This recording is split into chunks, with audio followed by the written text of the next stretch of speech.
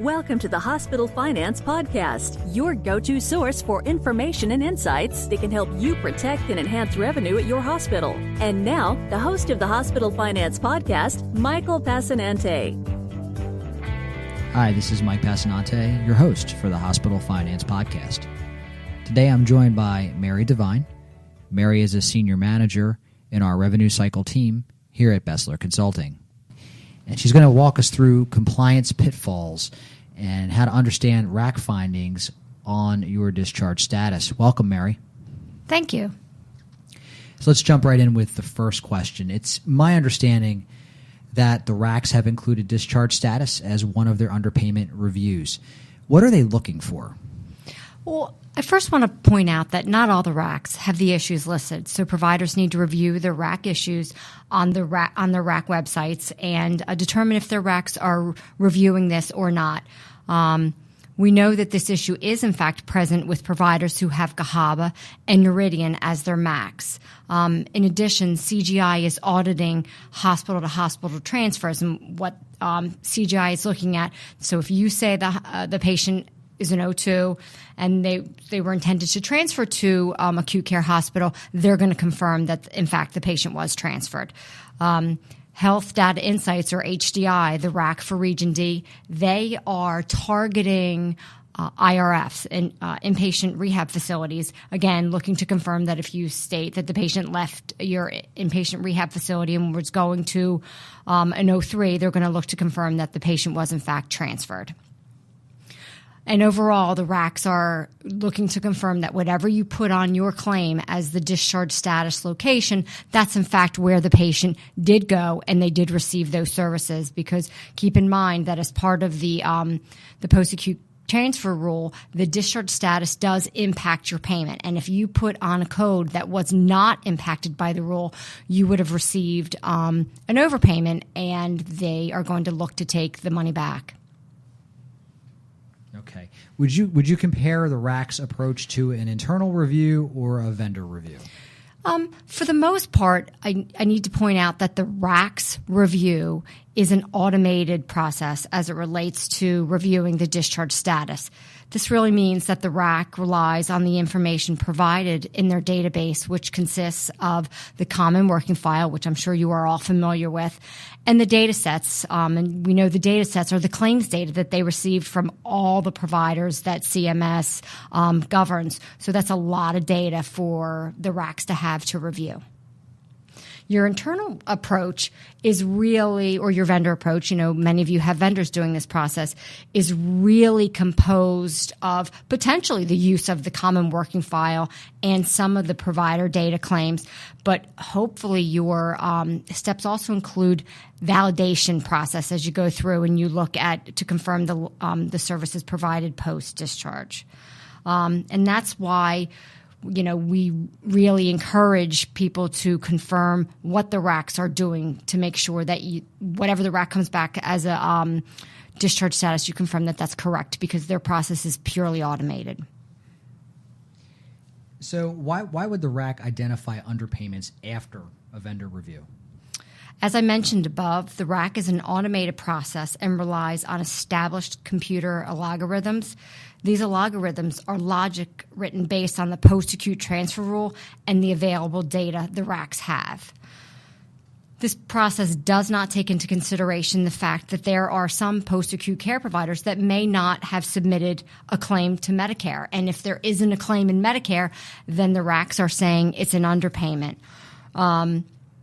So I look at, for example, if you code your claim as an O3 and you didn't have a qualifying stay, so the patient did in fact transfer to a SNF, and the SNF couldn't bill for that SNF level of care because they only were in the hospital for 2 days, Medicare is not going to have a claim on that. So that RAC is going to pick that up as an underpayment when, in fact, you made the validation calls to confirm, yep, the patient did, in fact, receive SNF, and you should not have received additional money for that stay.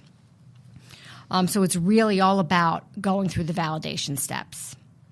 So walk us through the exact issues that the RACs are reviewing. Sure.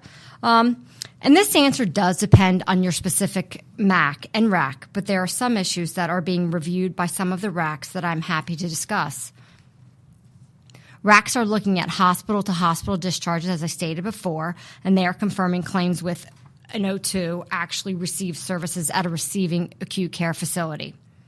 We also know that RACs are looking at transfers to O6 to confirm the patient received home care within 3 days of the date of discharge, and that's the rule. It has to be home care within 3 days of date of discharge.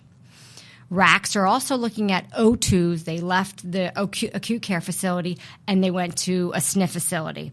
And we also know that Region D, as I mentioned above, that they are specific to reviewing not acute care facilities, but rehab facilities, looking to confirm that transfers did occur. And you need to keep in mind that all these reviews rely on the presence of a claim with Medicare to substantiate the services provided post-acute. If there isn't a claim submitted to Medicare, then they will not determine the claim to be paid appropriately, and will recommend that the claim was paid as an underpayment, and will give you the underpayment reimbursement. So can you give us some specific examples where the RAC might find an inappropriate discharge status and it's not correct? Sure.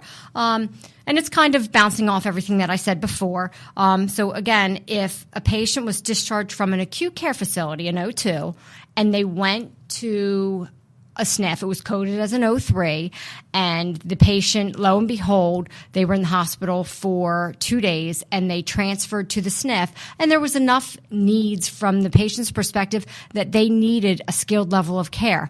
But Medicare requires a 3-day qualifying stay in order for that skilled nursing facility to actually bill Medicare. And unless the facility submitted a zero pay claim, and most of them don't, then in fact the RAC would go behind and say, okay, here's the O2, and I do not see an O3 claim that has an admit date on the same day as the discharge. Therefore, you should have received the full DRG payment versus the per diem, and they're going to send you a results letter that says you were underpaid and the discharge status really should have been an O4 or an O1.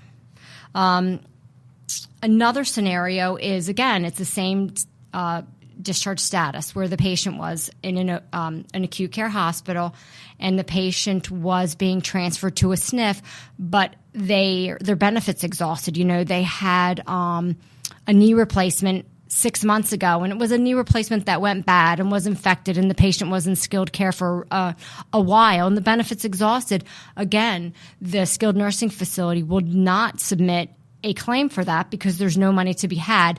So when the RAC goes and looks to see if there's a SNF claim with an admit date, the same as the hospital's discharge date, they will not find one. And again, they would issue you a results letter that says, we found that you were underpaid on this date of service. Your discharge status should have been an O4 and an O1, and you would receive additional money, but it is incorrect.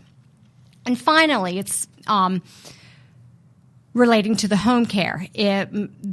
The rule says if the patient is discharged, they need to receive the post-acute care service within 3 days. And we all know that there's patients that are discharged with potentially pneumonia or UTI, and they go home and they're just not feeling up to it, or for whatever reason, the nurse doesn't make it out to the house until the 4th day. Right now, the RAC is coming back and saying this should be a discharge status O1, discharge to home.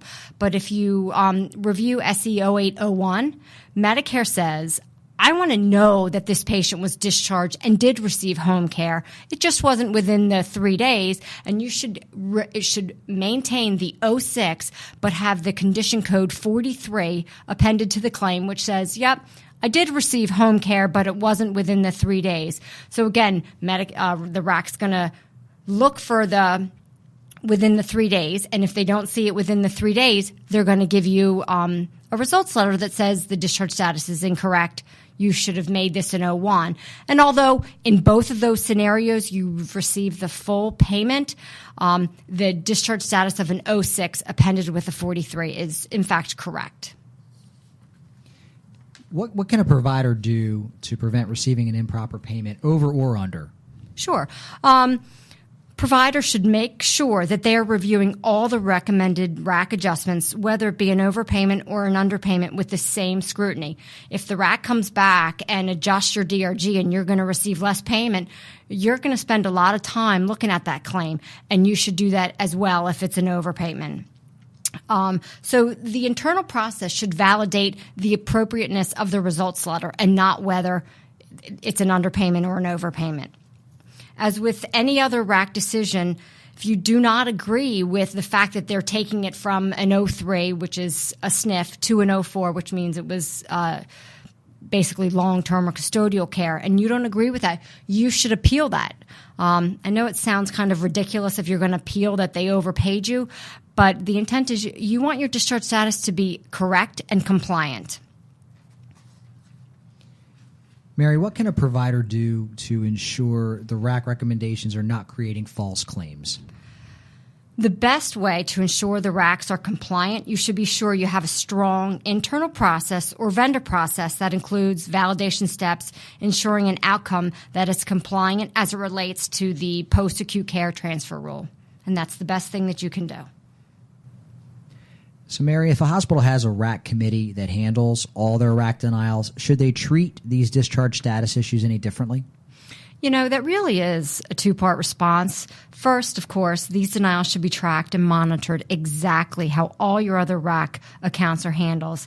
You know, I really hate to call them denials, and that's why I'm trying to stay away from that word, because you need to remember that the RACs are really finding more underpayments as it relates to the discharge status than they are for overpayments. So I don't want to call them denials. And these accounts should be entered into your internal RAC tracking tool, just as all the other ones are, and they should receive the same attention as any other RAC account, regardless of the reason that they reviewed it and issued you a results letter. And I think the most important thing that you need to make sure happens with these accounts is that the people on your current RAC committee might not have the subject matter expertise as it relates to the PACT rule, and you need to make sure that these accounts are reviewed and judged, if you will, by someone who has the PACT rule knowledge and knows how the rule should be applied to the discharge status, and determining whether the patient was in fact transferred for additional post-acute care services or not. And once you have that process in place, I would make sure that you are having someone confirm your internal process to make sure that that's right, you know, recommending a vendor to take a look if needed. So what should that internal process look like at a hospital? We recommend a process similar to what we do at BESLER. This process involves key validation steps, all designed to validate the accuracy of the discharge status placed on the claim. And these steps would certainly include confirmation with Medicare. Transfer did in fact occur, so we call that the IVRs. You would know it, that you're calling the IVR and you're making sure that there wasn't a transfer. You're also looking at your common working file to determine if there was utilization within that benefit period. And then you want to confirm with the post-acute care provider the type of service provided post-discharge. Looking to confirm, even though there wasn't a claim in Medicare, did the patient in fact receive skilled services or not? Did the patient in fact receive home care that qualified for Medicare home services? And then you want to make sure that you document the responses you received back from the post-acute care provider. And you want to include this documentation somewhere, either in the EMR or somewhere electronically, so that if you should ever be audited, potentially by the RAC, the RAC might come back and audit your discharge status and tell you were underpaid when you know, in fact, you weren't. And then, if appropriate, you should update the discharge status and resubmit a claim or a claim reopening to Medicare. So would you recommend an internal process for this or a vendor? Can you give us some of the pros and cons? Sure. I really don't believe the process has to be one or the other. I would recommend a combination of both. At BESLER, we quite often go behind an internal process. The vendor can validate your internal process and make recommendations for improvement. So if you are doing an internal process and you bring in a vendor and they don't find much, well, that's the best validation that you're doing a great internal process. And on the flip side, if you bring in a vendor and they find a bunch of stuff behind your internal process, well, that's, twofold. Number one, you can look to improve your internal process. And number two, potentially you have just identified some underpayments. So I really do believe that it's a two-prong approach and it isn't a one or the other. Mary, thanks for all the great information and for spending some time with us today. Thank you. To learn more about how a secondary transfer DRG review could benefit your hospital, get our special report at BESLER.com/second look. That's BESLER.com/second look. This concludes today's episode of the Hospital Finance Podcast. For show notes and additional resources to help you protect and enhance revenue at your hospital, visit BESLER.com/podcasts. The Hospital Finance Podcast is a production of BESLER Consulting.